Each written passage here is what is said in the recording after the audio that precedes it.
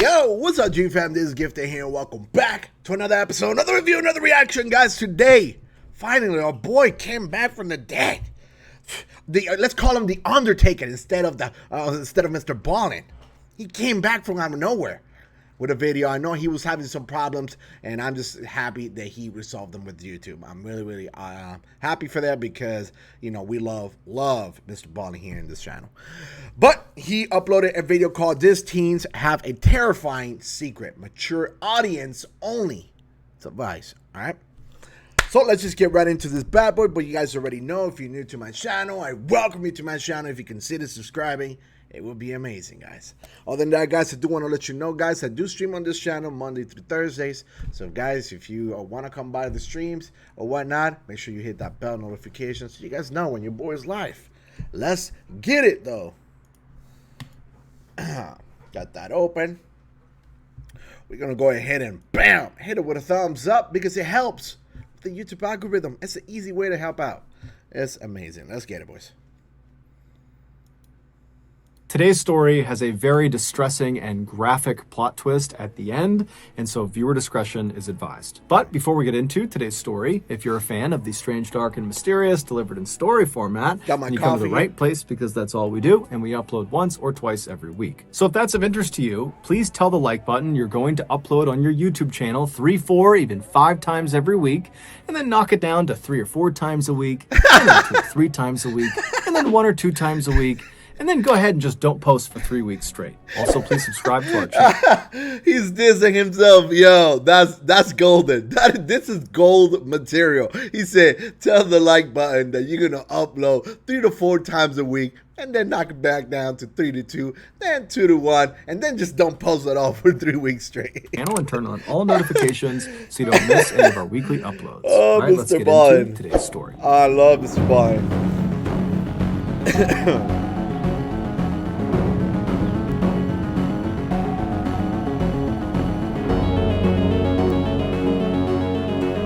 Ready, boys.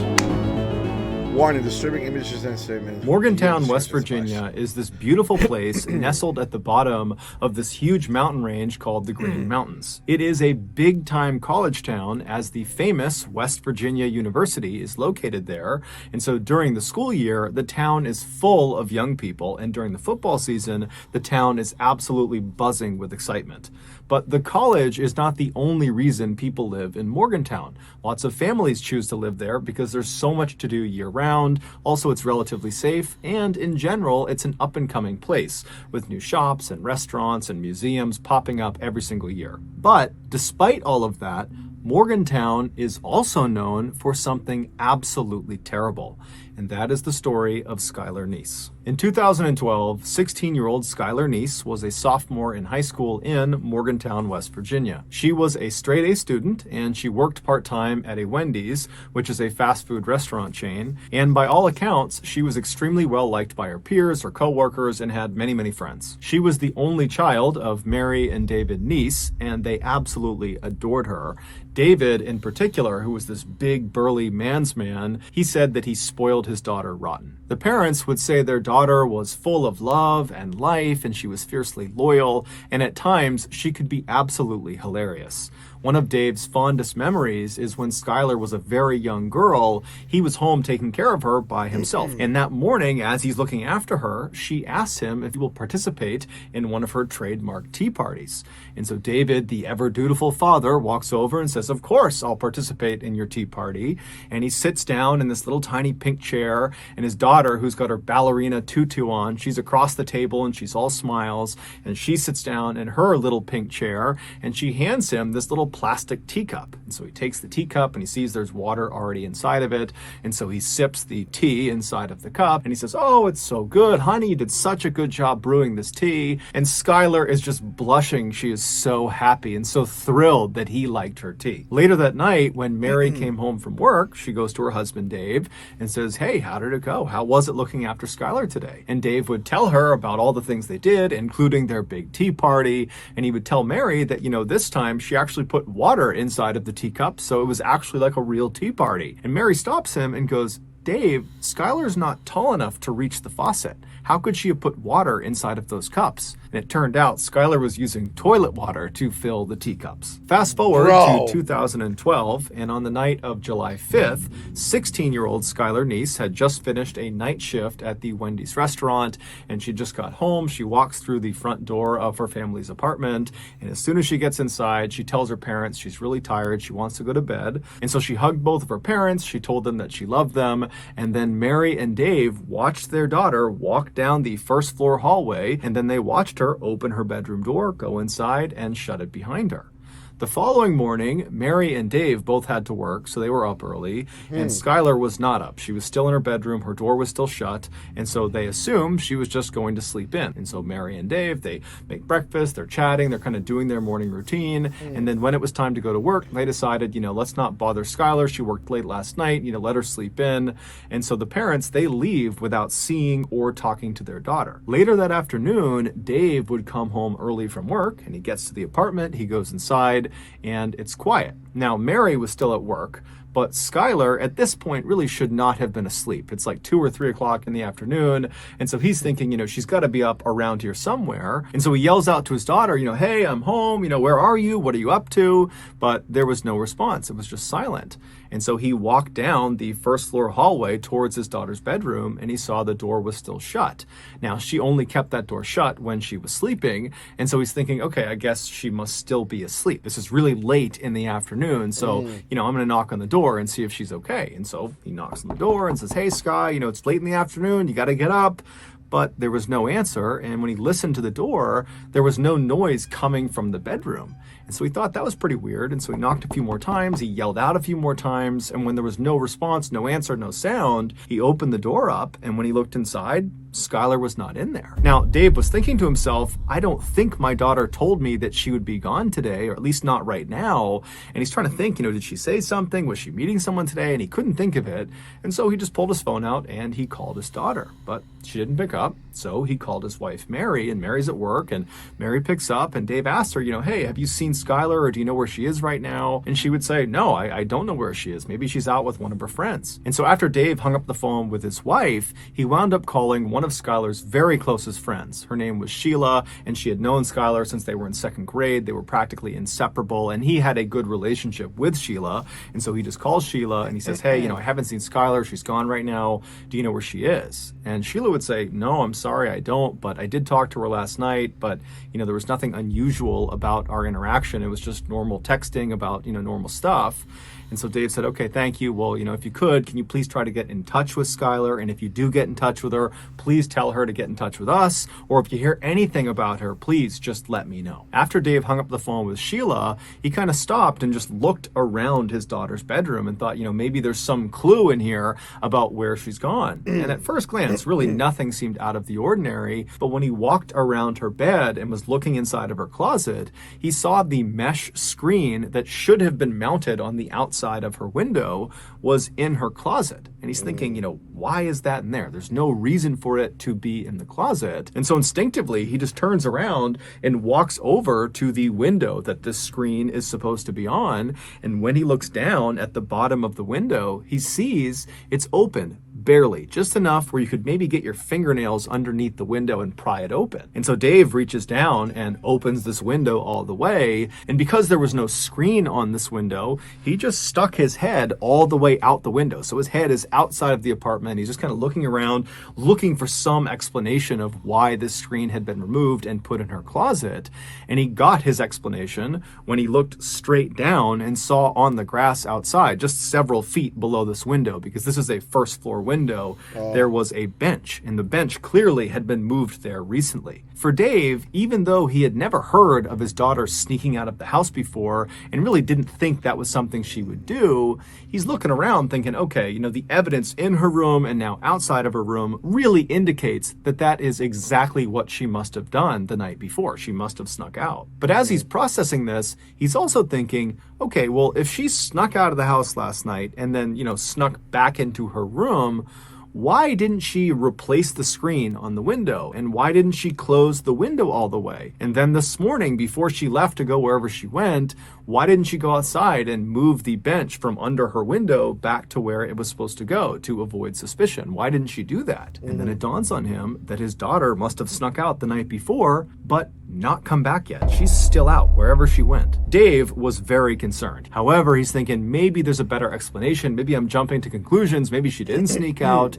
And so he calls his wife to kind of just talk with her and figure out what they should do. And they decide, you know what, this is concerning, but let's just give her a couple of hours to turn back up again. I'm sure she's fine. And so they begin to wait. And then at 4 p.m. that evening, Wendy's, the restaurant where Skylar worked, called Dave and said, hey, have you seen Skylar? She was supposed to work today and she didn't show up. She didn't call. It's very unlike her. You know, what's going on? And this was the tipping point. Dave and Mary knew something had to be wrong.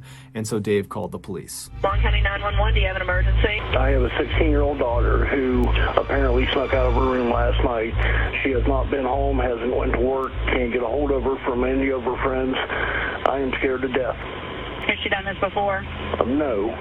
After Dave got off the phone, he and his wife began kind of frantically figuring out what they should do. You know, while the police are out looking, you know, should we go out and look too? Or should we stay here in case she comes home and, you know, maybe she's hurt. Maybe we can help her if she gets here. And so they're having this really difficult and stressful conversation when Mary's phone rings and it's Sheila. And so Mary immediately answers it, hoping for some good news about her daughter. But Sheila asks Mary right away, you know, hey, has Skylar come home yet?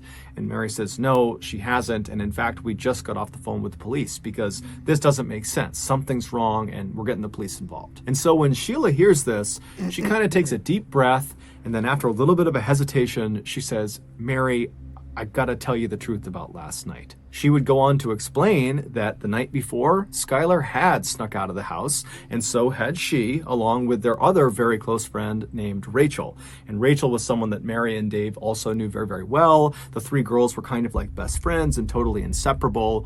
And so Sheila said the three of them snuck out, and in fact, they did this a lot, and they would drive around town and smoke marijuana together. But this was not the big reveal. Despite this being fairly shocking to Mary and Dave, this was not the big reveal. The big reveal was that when they went out and snuck out of their houses and smoked weed together, they would make sure they never drove their car. Whoever was driving would never drive directly in front of any of their houses because they were concerned that the noise from the car could wake up parents and then they'd get caught. And so the way they would do it is after they snuck out of their house, they would walk a block or two away from their house and then they would call or text the other two and they'd get picked up and they'd go do their thing. And then when they got dropped off, they would get dropped off a block or two away from their home and then walk the rest of the way. And so Sheila told Mary that last night, like so many other nights, she dropped Skylar off about a block away from their apartment, and then Sheila and Rachel drove off. So they did not actually see Skylar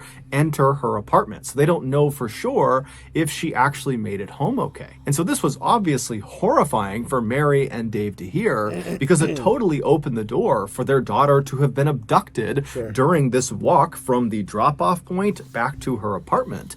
And the street she was on was not well lit. It's the middle of the night. It's dark. She's potentially high on marijuana. And so it seemed like that was a very realistic thing that could have happened, as horrifying as it sounded. And so after Mary got off the phone with Sheila, she called the police and she updated them about what Sheila had told her. And then Mary and Dave met up with Sheila and Sheila's mother and began searching the immediate area around their apartment in hopes that maybe, you know, she fell somewhere and she's trapped and she just needs to be picked up or helped in some way. But after searching for several hours and knocking on dozens and dozens of doors, nobody saw anything, nobody knew anything, there was no sign of Skylar. And so as this group is totally down, they don't know what to do, they feel totally helpless, they know the police are out looking for Skylar, but they want to do something and they don't know what to do. And that's when Mary remembers there is a security camera on the outside of their apartment building that is looking down at the road. And so right away, the four of them literally run back to the apartment building. They go inside, they find the security manager, they explain the situation, and sure enough, he pulls up the footage from the night before. And the footage they see doesn't make sense. Sheila had dropped Skylar off on that corner, kind of out of view of the camera, at around midnight. But at 12:30, so 30 minutes after she's been dropped off, you see this unknown kind of generic looking car pull up right in front of the apartment complex. And then Skylar comes running across the lawn, goes right up to the car, opens the back door, hops in the back seat, shuts it, and the car drives off. Even though this did not solve the mystery of where their daughter was, because they had no idea what car this was, who was driving it, or where they were going, Mary and Dave still felt relieved, because from their perspective, it seemed like their daughter had willingly got into this vehicle. Whoever it was, whatever they were doing, she had gotten in on purpose, which meant she probably was not being abducted, which was their big fear. Over the next couple of days, the police analyzed this footage and tried to get information about this car, but the footage was so grainy, they couldn't do it. However, the police were telling Dave and Mary, hey guys, I'm sure Skylar is going to show up any day now. As much as you may not want to believe it, that your daughter is capable of running away, it is fairly common for teens to do that. They'll run away and then, a couple days later, they'll pop back up. And so I'm sure that's what's going on with Skylar. She chose to get in that car. And so I'm sure she will choose to get back in touch when she feels comfortable. So a couple of days go by and the parents haven't heard anything from their daughter. And then a couple of weeks go by, still nothing. And then a couple of months go by, still nothing. And this is all despite the fact that there is a massive search happening led by the police, and locals in Morgantown have put flyers up everywhere that have pictures of Skylar Neese's face everywhere in town and in neighboring towns. It was like you could not go 5 feet without being reminded that this girl is missing. Have you seen her? If you have, give us information. Despite the amount of publicity this case was getting, no one came forward with any meaningful information. It was like Skylar had just vanished and no one had a clue what happened to her. Her parents were obviously devastated that they had no idea what happened to her, but they were kind of holding on to this idea that, maybe she did run away and maybe she will eventually be in touch with us. But by December of that year, so 6 months after Skylar had gone missing, no one had heard from her, no one had seen her, no one had any idea where she was, there was no new leads. And so people were starting to feel less and less optimistic, and the case was starting to kind of go cold. And then on December 12th, something totally unexpected happened that changed everything. On that night, Rachel, the other friend who had been there with Sheila and with Skylar on the night that Skylar had vanished, she has a full-blown nervous breakdown. In fact, it's so bad that she's screaming and running around and she's punching her family members, and her mom actually calls the police on her. I have an issue with a 16-year-old daughter of mine. I can't control her anymore. She's screaming. She's running through the neighborhood. Give me the phone. No, this is over. This is over. Hurry up. No, just give me a block. Oh, God. Hurry up, please. After this call was made, the police show up to Rachel's house and they take her away to a psychiatric hospital. And then several days later, when she was released from that hospital, she went straight to the Morgantown Police Department. She walked inside and said, I got to get something off my chest about Skylar. Apparently, whatever it was that she had been keeping secret had just been too difficult to keep inside. It was quite literally driving her crazy. And so the police said, okay, great. And they brought her into an interview room. They sat down and they said, okay, what do you got for us? The following has been pulled from what Rachel told police. Back on July 5th, 2012, Skylar came home from that night shift at Wendy's. She goes inside her family's apartment. She says goodnight to her mom and dad. She goes into her bedroom and she shuts the door, and she's laying on her bed. She's on her phone. She's not going to bed quite yet. And as she's laying there, she starts getting text messages from Rachel and also from Sheila asking her if she wants to sneak out that night. Now, Skylar didn't want to, and she said as much because she was actually hurting. She was mad at her two friends. According to some of her other friends that went to school with her and Rachel and Sheila, the three of them were totally inseparable, but lately, kind of the few months leading up to when she ultimately disappeared, there had been tension in their group. It seemed like Sheila and Rachel were getting very, very close and kind of pushing Skylar away, and Skylar was starting to pick up on it. It was little things like Sheila and Rachel would show up to school in matching matching outfits, but they wouldn't tell Skylar beforehand, kind of leaving her out. Or whenever they posted selfies of the three of them, Skylar was always relegated to the back or kind of in some other way obscured to make sure she was not the focal point of the picture. It was just very obvious that they were deprioritizing Skylar, and it was really hurting Skylar's feelings. And so it seemed like her way of standing up to them and kind of telling them that she was upset was to turn down their offer of sneaking out and smoking weed with them. But over the next couple of hours, Skylar would eventually say, okay, fine, I'll come with you guys, I'll sneak out and we'll go smoke together. Just before 12:30 a.m. on July 6th, Skylar gets off of her bed, she walks over to her window, she lifts it up, and she pulls the screen off, and she walks over to her closet, she puts the screen in her closet and shuts the door to the closet, and then she walks back over to the window and crawls out and lowers herself down onto the grass below, and then she walks over and grabs the bench and slides it over and puts it right underneath her window, and then she stands on the bench and reaches up and pulls the window down so there's just a little crack left so she can get back inside. And then she just waited by the side of the apartment looking out towards the road, and right after 12:30, this car, the unknown car on the surveillance camera, pulls right in front of the apartment building, and Skylar runs over to it, opens up the back right door, and climbs inside. This unknown car was Sheila's car. Sheila was driving, and Rachel was in the front passenger seat. It would turn out Rachel and Sheila lied about basically everything, including what time they picked up Skylar. So the three girls, they drive away from Skylar's apartment, and Sheila hops on a highway and starts driving northwest. Now, the girls did not immediately start smoking inside of the car. They decided instead they would actually drive to a location, get out, and smoke there. And the place they decided on was a spot they had smoked at before. It was a known hangout spot for teenagers. It was located about 45 minutes away, just barely across the border into Pennsylvania.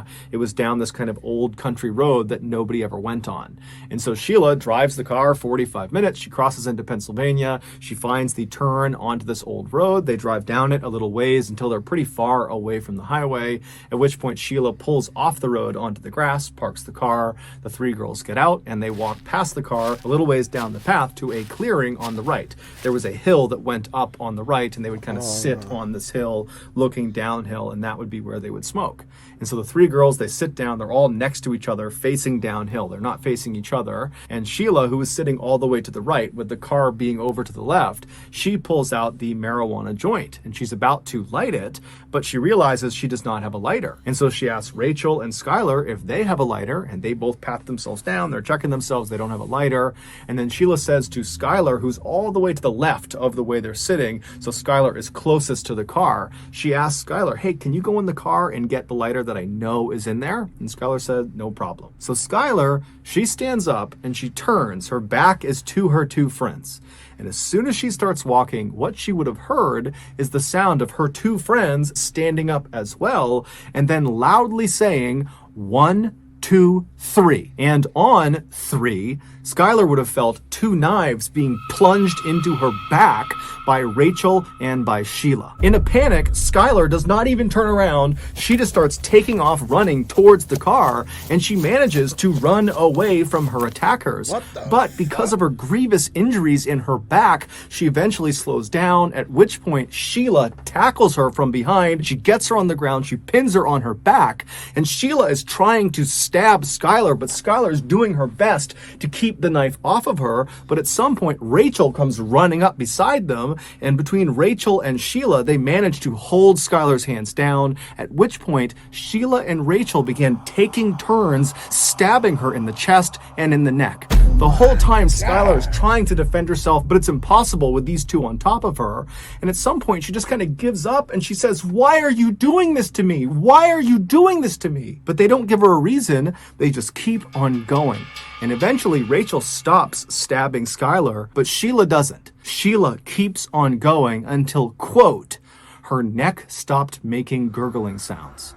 And then once Skylar went still, Sheila stood up like it was nothing, and she and Rachel just walked away from her body, back to the car. They went around to the trunk of the car, they opened it up, and inside was shovels, bleach, trash bags, rags. They had brought along a kill kit because they knew what they were going to do this night. And so they start by cleaning themselves off. They get the blood off of them and off of their weapons. And then they take the shovels and they walk a little ways off of the road, kind of into the woods, and they try to dig a grave, but it would turn out the ground was too hard. And so they abandoned the grave idea and just grabbed Skylar's lifeless body and drag it just about 6 feet off of the road and kind of chuck it against a log. And then they threw boulders and sticks and anything they could on top of her body. They don't know if she's still alive at this point. So they're potentially dealing the fatal blow with these rocks and logs. They cover her up until she's totally obscured. And then the two girls just walk back up. They grab their shovels, they grab their rags, their bleach, they put it back in the trunk, they hop in their car, and they drive away. It would turn out Rachel and Sheila had been planning this for months. The reason? They didn't like Skylar anymore, and apparently it wasn't enough to just be mean to her and not include her in things. They actually needed to kill her. And so the entire night that they went out and snuck out, that was all planned. They knew Skylar did not want to come out and sneak out with them because they knew she was upset with them. And so they said whatever they had to say to convince her to leave her house and sneak out with them. And so she did. She snuck out. And when she got in that car, Sheila and Rachel had their knives already in their front pocket of their sweatshirt, ready to go. And on their ride to this spot in Pennsylvania, Sheila and Rachel acted like, oh, let's just go to this spot and smoke. When in reality, this was planned too. They wanted to make sure they were far away from Morgantown when they killed Skylar. And so when they got there and they walked down to their spot to actually begin smoking, Sheila and Rachel had intentionally not brought lighters, and Sheila had left a lighter in the car specifically so she could ask Skylar to go get it. Because the plan was, as soon as Skylar gets up to get that lighter and her back is to us, Sheila and Rachel had promised each other that they would count to 3 and then attack her. Ultimately, Rachel would be sentenced to 30 years in prison, but she'll be eligible for parole in 2023. And Sheila would be sentenced to life in prison, but she would also be eligible for parole in 2028. During their trials, Rachel was very remorseful and even gave an apology to Skylar's parents during the sentencing phase. Sheila, on the other hand, smirked during her trial for most of the time. She was smiling and totally making light of it. She said she didn't do it. She was totally not remorseful, and she did not offer an apology to Skylar's parents. She did, however, leave an unbelievably cruel message on Twitter. In March of 2013, when the police came out and officially said, we have identified the remains in the forest in Pennsylvania as belonging to Skylar Neese, when that announcement was made, just a couple of days later, Sheila tweeted, we really did go on 3. Sheila was arrested 1 month later. So that's going to do it, guys. If you got something out of today's episode and you haven't... Bro. I'm telling you, bro. My God, that was literally a stab in the bag. What? That's... Bro, that Sheila girl should not be eligible for parole at all. If she acted like... Yo, life in prison without parole. Let her rot in prison forever. Man, that pisses me off. My God. All right. So that was Mrballen. These teens have a terrifying secret. Man, golly, what? Man, what a bunch of... Man, I'm telling you. This is why it's like becomes so hard to trust people even more. You know what I mean? That's crazy. Just because they didn't like you. That's it. Like, it was probably jealousy, I would say, right? She was a straight A student. She had a job, you know. She had a good relationship with her parents. I don't get it. I just don't get it, man. What an actual weird world. My God, man. But you know what? You can only hope for justice, and you know, some justice was served, I would say. Some. But anyway, guys, thank you. Thank you so much. I truly appreciate you guys. I hope you guys enjoyed today's video. If you did, please make sure to, bam, hit it with a thumbs up. Other than that, guys, again, remember I do stream on this channel Monday through Thursdays. So be sure to hit that bell notification so you guys know when your boy is live. Other than that, guys, thank you so much. I truly appreciate you. If you guys want to stay in touch with me, all my social medias are down below. And yeah, that will be it for today. And as always, stay gifted, stay true. Peace.